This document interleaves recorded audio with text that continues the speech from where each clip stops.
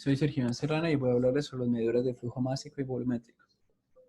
Todos estos dispositivos van a estar clasificados dentro de lo que llamamos caudalímetros, que son instrumentos que me ayudan a medir el gasto volumétrico másico en la industria. Los dos están íntimamente relacionados y si hallo uno, puedo hallar el otro mediante relaciones matemáticas que se pueden ver en la diapositiva. Entonces, el hidrómetro es un instrumento que además de ayudarme a medir la densidad, también me ayuda a calcular la fuerza y la velocidad de cualquier líquido. Lo más importante en estas mediciones es comprobar el estado del hidrómetro, dentro de las cuales la variable más importante es la temperatura y también las diferentes variaciones que puede tener el líquido. El segundo instrumento es el rotámetro, que está clasificado como medidores de flujo con área variable, que es un cono invertido con marcas y un flotador de densidad conocida. Entonces lo que se pone es el flujo que queremos conocer, que va a ser elevar a una posición de equilibrio el flotador. ¿Cuándo se alcanza esa posición de equilibrio? Cuando la fuerza ascendente del caudal se iguala al peso. ¿Cómo hallamos el caudal? Pues la altura a la cual sube el flotador es directamente proporcional al flujo y también al área lunar entre el flotador y las paredes del recipiente. Ahora voy a hablarles sobre el tubo de Pitot. Es un medidor que se basa en la medida de la velocidad de un fluido. Consiste principalmente en dos tubos, uno que mide la presión estática y otro la presión de estancamiento. Entonces, esa presión de estancamiento es la conversión total de energía cinética a potencial. Tenemos un área transversal fija y mediante la expresión matemática modelada a partir de la ecuación de Bernoulli, donde la presión de estancamiento es igual a la presión estática más la densidad del fluido por la velocidad que lleva el fluido al cuadrado sobre 2, despejamos la velocidad y podemos hallar el caudal, porque sabemos que el caudal es igual a esa área transversal fija por la velocidad que hallamos. Ahora voy a hablarles sobre el venturímetro. El venturímetro es un dispositivo que consiste en una tubería que disminuye del diámetro levemente y luego regresa a su diámetro original. Entonces, por conservación de masa, podemos saber por Bernoulli que al haber una disminución del área hay un aumento de velocidad y al haber aumento de velocidad hay una disminución de presión. Entonces se genera una diferencia de presión entre el diámetro donde está normal y donde el diámetro se volvió más pequeño. Por relación matemática podemos saber que a mayor diferencia de presión, mayor va a ser el caudal y de esta manera lo podemos calcular. Estos dispositivos tienen mayor uso en transporte de lodos y entrada de aire en motores. También tiene unas especificaciones normalizadas que el ángulo de la sección convergente es de 30 grados y la de la sección divergente de 7 grados normalmente. Entonces ahora también tenemos los medidores de flujo mecánico electrónico de molino. Consiste principalmente los dos en aspas de manera transversal al flujo y lo que hace el fluido en ese movimiento es que también se muevan las aspas. Entonces la diferencia es que en el mecánico las aspas hacen que mover un eje que tiene un contador eléctrico que acumula lecturas, mientras en el electrónico el molino tiene un extremo, un imán permanente y ese movimiento genera un campo magnético variable que después en un circuito eléctrico se convierte en pulsos que se transmite a través de un cable que genera unas lecturas del caudal. El uso más cotidiano de estos son en lecturas de gas y de agua en viviendas. Ahora hablaremos del medidor de Coriolis.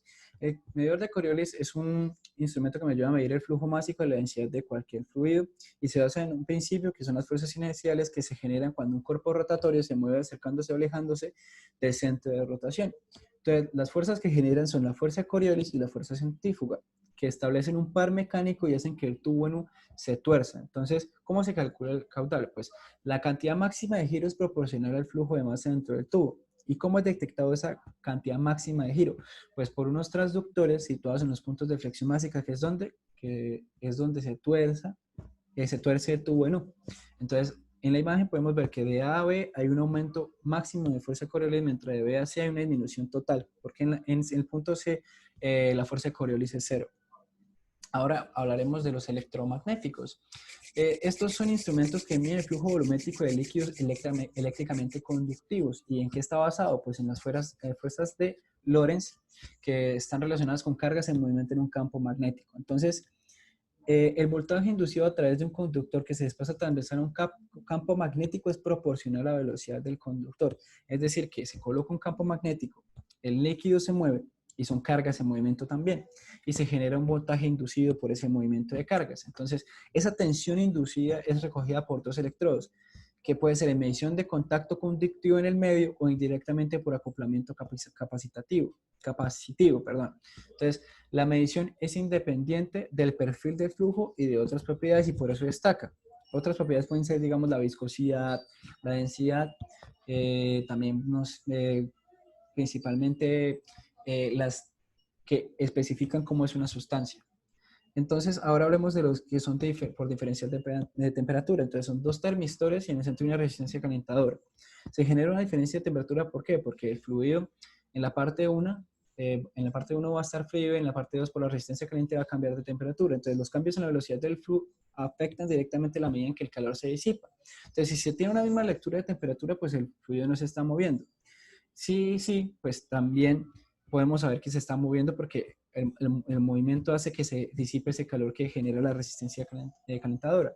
Las ventajas del dispositivo es que se lee el caudal de manera muy rápida y también que se puede saber el sentido de este, porque la temperatura 2 tiene que ser mayor a la temperatura 1, ¿sí? Sin importar dónde esté, pues si en la parte derecha está, pues se genera la lectura a mayor de temperatura. Ahora los ultrasónicos, que tienen mucha relación con el efecto Doppler y el tiempo de tránsito. Entonces, se mide la diferencia de tiempo que le toma a dos señales ultrasónicas a través de una misma distancia. Entonces, como el flujo va hacia un lado, las velocidades de señales serán afectadas por el fluido en movimiento. Entonces, estas dos diferenciaciones entre efecto Doppler y tiempo de tránsito, pues en el tiempo de tránsito tienen que ser líquidos en bajo porcentaje de impurezas. Entonces, el cambio de frecuencia de señal reflejada sobre algún elemento que se mueve con el fluido tiene que ver más relacionado con el efecto Doppler. Y en este efecto Doppler se tiene supuesto que es un flujo laminar. Ahora los vórtices, pues los tipos vórtices son el principio de medición es el desarrollo de calle de vórtices de von Karman. Entonces, lo que se pone es un cuerpo de obstrucción que atraviesa el fluido generando vórtices instalados de forma perpendicular al eje del tubo. Entonces, estos vórtices se forman alternándose de un lado al otro causando diferencias de presión. Esas presiones son sensadas por un cristal piezoeléctrico y las frecuencias de esos vórtices es proporcional a la velocidad del flujo y con esto se calcula también el caudal que también puede convertirse en flujo másico. Muchas gracias por su atención. Esto fue todo por los medidores de flujo másico y volumétrico.